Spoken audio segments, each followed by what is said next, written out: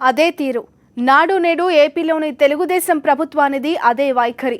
తమ చేతిలోని ప్రైవేటు సంస్థల కోసం ప్రభుత్వ సంస్థల్ని బొందపెట్టడం, అయితే వాటికి వ్యతిరేకంగా నిర్ణయాలు తీసుకోవడం, లేదంటే తమ సంస్థలకు అనుకూలంగా వ్యవహరించడం. చక్కెర కర్మాగారాల్ని పప్పు బెల్లాల్లా అమ్మేసిన, నూలు మిల్లుల్ని రియాల్టీ భూముల కోసం నలిపేసిన, డైరీల్ని దారుణంగా చిదిమేసిన, అన్నిట్టా అదే మార్క్. టీడీపీ సర్కార్ నెమ్మదిగా ప్రభుత్వ డైరీ పరిశ్రమను చిదిమేసేలా వ్యవహరిస్తోంది.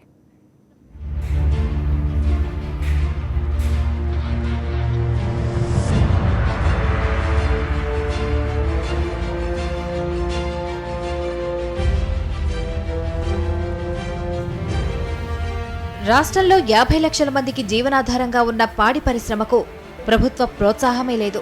వ్యవసాయం తర్వాత ఎక్కువ మందికి ఉపాధినిస్తున్న రంగంగా పాడి పరిశ్రమకున్న ప్రాధాన్యం దృష్ట్యా పక్కనున్న తెలంగాణ రాష్ట్రం కీలక నిర్ణయాలు తీసుకుంటున్నా తమ చేతిలోని ప్రైవేట్ సంస్థల కోసం టీడీపీ ప్రభుత్వం మాత్రం సాచివేత ధోరణినే కొనసాగిస్తోంది.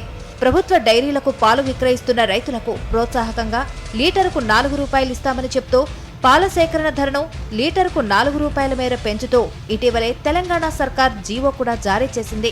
తెలంగాణ కన్నా దాదాపు 5 రెట్ల మంది ఆంధ్రప్రదేశ్లో అధికంగా పాడి పరిశ్రమపై ఆధారపడి ఉన్న ఏపీ ప్రభుత్వం మాత్రం ఇప్పటికీ స్పందించలేదు.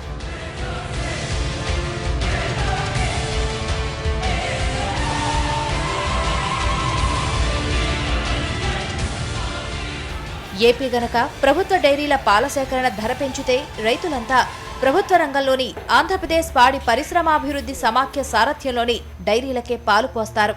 అప్పుడు చంద్రబాబు కుటుంబానికి చెందిన హెరిటేజ్ వంటి ప్రైవేట్ డైరీలు కూడా పోటీ తట్టుకోవడానికి తప్పనిసరిగా పాల సేకరణ ధర పెంచాలి. అలా పెంచితే వాటికొచ్చే లాభాలు తగ్గుతాయి. అందుకే ప్రభుత్వ డైరీల పాల సేకరణ ధర పెంచకుండా రైతులు తమను మాత్రమే ఆశ్రయించేలా చక్రం తిప్పుతున్నారు చంద్రబాబు.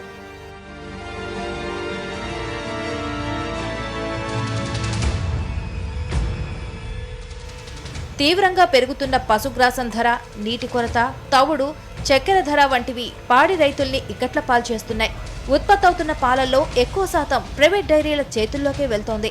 సహజంగానే ప్రైవేట్ డైరీల ధర ఎక్కువగా ఉంటుంది కనుక రైతులు వాటిని ఆశ్రయిస్తున్నారు. నిజానికి సేకరణ ధర పెంచాల్సింది ప్రభుత్వమే.